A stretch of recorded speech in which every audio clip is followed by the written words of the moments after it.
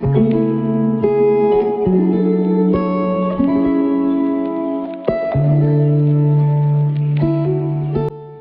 Friends, welcome back to my channel.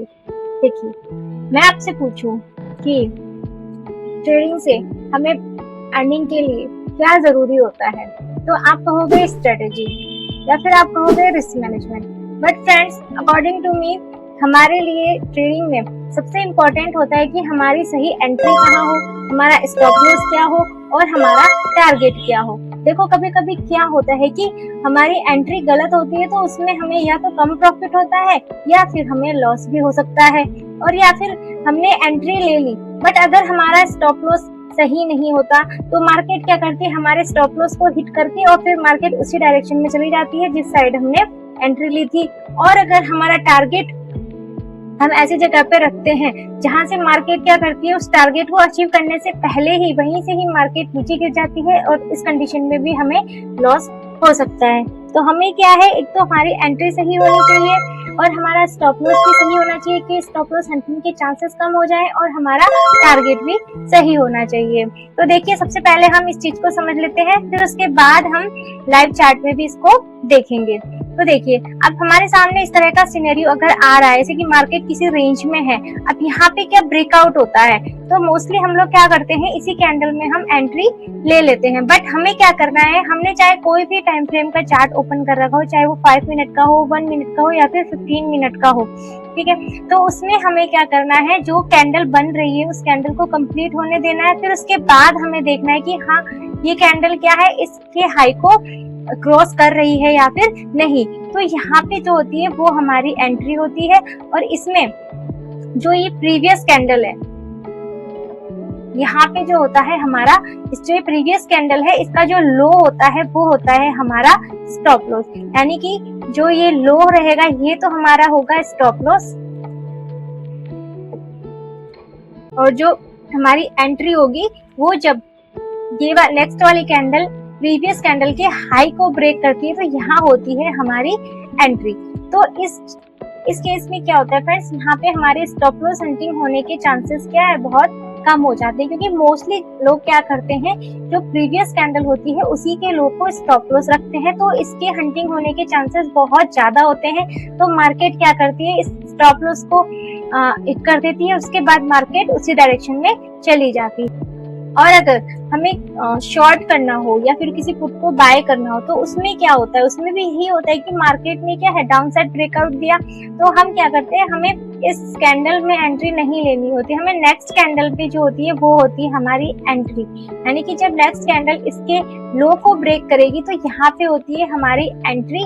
और then जो हमारा स्टॉप लॉस क्या होता है, जो प्रीवियस कैंडल होती है इसका जो हाई होगा यहाँ पे, ये होगा हमारा स्टॉप लॉस। फ्रेंड्स, आपको अगर ये वीडियो अच्छी लगे तो इस वीडियो को लाइक और कमेंट जरूर करना, और अगर मेरे इस चैनल को सब्सक्राइब नहीं किया है तो इस चैनल को सब्सक्राइब जरूर करना। अब देखिए, ये तो हो गई हमारी परफेक्ट एंट्री, स्टॉप लॉस और टारगेट। अगर यहाँ पे हमें जो रिस्क टू रिवॉर्ड जो हमारा बन रहा है, यानी कि हमारा जो स्टॉप लॉस और हमारा जो टारगेट है वो 1:2 का होता है, अगर हमें 1:2 या फिर 1:3 का रिस्क टू रिवॉर्ड हमारा नहीं बन रहा है तो वहाँ पे हमें एंट्री नहीं लेनी होती है। यहाँ पे चार्ट पे फ्रेंड्स, ये सिर्फ एग्जांपल है, ठीक है। इसमें क्या होता है कि हम किसी भी ट्रेड को जब एग्जीक्यूट करते हैं तो हमारी सबकी क्या अलग अलग स्ट्रेटेजी होती है।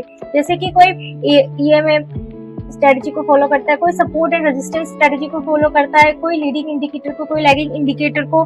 तो इन सभी की जो एंट्री जो होती है, इनके टारगेट होते हैं, इनके जो स्टॉप लॉस होते हैं, वो सभी क्या होते हैं, अलग अलग होते हैं। तो उस बेस पे हमें देखना होता है कि हमें क्या करना होता है। जैसे कि यहाँ पे हम जब कैंडलस्टिक पैटर्न देखते हैं तो उसके बेस पे हमारी क्या एंट्री होती है, उसके बेस पे हमारा स्टॉप लॉस क्या होता है, और उस बेस पे हमारा टारगेट क्या होता है। या फिर कोई पैटर्न बन रहा हो, जैसे कि फ्रेंड्स ये पैटर्न बन रहा है, ये क्या होता है, ये एम पैटर्न है, तो इसकी एंट्री क्या हो, इसका टारगेट क्या हो, इसका स्टॉप लॉस क्या हो। तो इन सभी का क्या है, हर स्ट्रेटेजी की जो एंट्री और स्टॉप लॉस और टारगेट है वो अलग अलग होते हैं। अब जैसे कि हम इसी में देख रहे हैं, ये हमारा एम पैटर्न है, ये पैटर्न जो बन रहा है ये क्या है फ्रेंड्स, एम पैटर्न बन रहा है, यानी कि ये क्या है, एक नेगेटिव पैटर्न है। तो यहाँ पे देखो, मार्केट फर्स्ट टाइम आया तो यहीं से मार्केट रिजेक्ट हो गया। अब देख यहाँ पे मार्केट सेकेंड टाइम आया तो यहाँ पे हमें एक तो जब हमारी एंट्री होगी तो हमें देखना होगा कि मार्केट क्या है, वापस से यहीं से रिजेक्ट हो रहा है या फिर इसको अपसाइड ब्रेकआउट करने की ट्राई कर रहा है। अब यहाँ पे हम देख रहे हैं कि यहाँ पे मार्केट ने क्या है, रेड कैंडल बनाई है, ठीक है, तो यहाँ पे हमारी एंट्री नहीं होगी, हम वेट करेंगे नेक्स्ट कैंडल के बनने का। तो नेक्स्ट कैंडल पे हमें क्या दिखा रही है, नेगेटिव साइड की मोमेंटम दिखा रही है। तो इसके बेस पे अगर हमारी एंट्री होगी तो यहाँ पे क्या हम शॉर्ट साइड का जो है डिसीजन लेंगे। तो इस का जो लो है, इस लो का जब ब्रेक होगा तो फ्रेंड्स यहाँ पे होती है हमारी एंट्री, और जो इसका प्रीवियस जो ये हाई है, प्रीवियस हाई का जो यहाँ पे इसके थोड़ा ऊपर वाला हाई यहाँ पे होगा हमारा स्टॉप लॉस। क्योंकि मोस्टली जो ये हाई होता है ना, यहाँ पे क्या है, मार्केट क्या है, इस हाई को यहाँ पे क्या लिक्विडिटी क्रिएट कर देता है। यहाँ पे क्या बहुत से लोगों के स्टॉप लॉस ऑर्डर लगे होते हैं, तो स्टॉप लॉस हंटिंग करवा के मार्केट फिर डाउन साइड हमें मोमेंटम दिखाता है। अब अगर हम बात करें नेक्स्ट स्ट्रेटेजी की, तो यहाँ पे हम क्या लगाएंगे, EMA इंडिकेटर। जैसे अगर हम EMA इंडिकेटर के बेस पे हमारी एंट्री, स्टॉप लॉस और टारगेट अगर हम देखते हैं, तो यहाँ पे क्या करेंगे, हम यहाँ पे इसका जो स्टाइल है इसको हम रखेंगे 50। तो इस इंडिकेटर के अकॉर्डिंग हम क्या करते हैं कि जब भी कोई कैंडल क्या है, इस EMA को या तो अपसाइड ब्रेक करे या फिर डाउन साइड ब्रेक करे। अगर अपसाइड ब्रेक करती है तो हम क्या करते हैं, बाय करते हैं, और अगर डाउन साइड ब्रेक करती है तो हम शॉर्ट करते हैं। अब यहाँ पे हम देख रहे हैं कि यहाँ पे क्या है, इस कैंडल ने जो है ब्रेक किया है। अब आप जिस भी मिनट का टाइम फ्रेम देख रहे हो, चाहे वो 5 मिनट हो 15 मिनट हो, तो उसी टाइम फ्रेम पे हमें देखना है कि वो कैंडल क्या है, जो क्लोजिंग हो। जैसे कि ये कैंडल, इसकी क्लोजिंग क्या है, इसके अप पे नहीं हो, बट नेक्स्ट कैंडल ने क्या है, इसके अप साइड पे हमें क्लोजिंग दे दी है। तो यहाँ से क्या है, हमें कंफर्मेशन मिल गई। तो इसमें क्या करेंगे हम, जब नेक्स्ट कैंडल बनेगी तो इसके हाई पर, अगर ये कैंडल इसके हाई पे क्लोज नहीं होती है तो वहां हम एंट्री को अवॉइड करते हैं। जैसे कि यहाँ पर हमारी क्या हो गई, यहाँ पे हमारी एंट्री बन गई, और हमारा जो स्टॉप लॉस होगा वो होगा प्रीवियस कैंडल के लो का थोड़ा सा और लो हम जो है हमारा स्टॉप लॉस रखेंगे। यानी कि बिल्कुल इसके लो को ही हमें स्टॉप लॉस नहीं रखना होता है, हम स्टॉप लॉस रखेंगे यहाँ पे, जिसकी हंटिंग होने के चांसेस बहुत कम हो जाते हैं। तो यहाँ पे अगर हम देखें इस बेस पे, अगर हम ये, तो यहाँ पे क्या है, हमें अच्छा खासा जो है हमारा टारगेट हमें अचीव हो रहा है।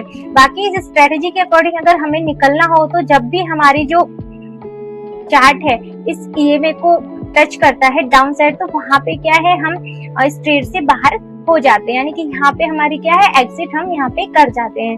अब नेक्स्ट अगर हम देखें तो यहाँ पे क्या हो रहा है फ्रेंड्स, यहाँ पे भी आप देख सकते हो ये वाली कैंडल है, इसने इसको ब्रेक किया, बट यहाँ पे इस कैंडल की क्लोजिंग देखो इस 50 EMA के ऊपर नहीं हुई है। तो हम क्या करेंगे, नेक्स्ट कैंडल का वेट करेंगे। तो यहाँ पे इस कैंडल ने हमें क्लोजिंग दे दी है, तो इसके अकॉर्डिंग हमारी जो एंट्री होगी, तो हम नेक्स्ट कैंडल देख रहे हैं, तो नेक्स्ट कैंडल की क्लोजिंग भी क्या है, इसके अपसाइड ही हुई है। तो यहाँ पे हो गई हमारी एंट्री, और जो हमारा स्टॉप लॉस होगा वो होगा हमारा इसकी प्रीवियस कैंडल के लो का थोड़ा सा हम लो जो है यहाँ पे हमारा स्टॉप लॉस हम रखेंगे।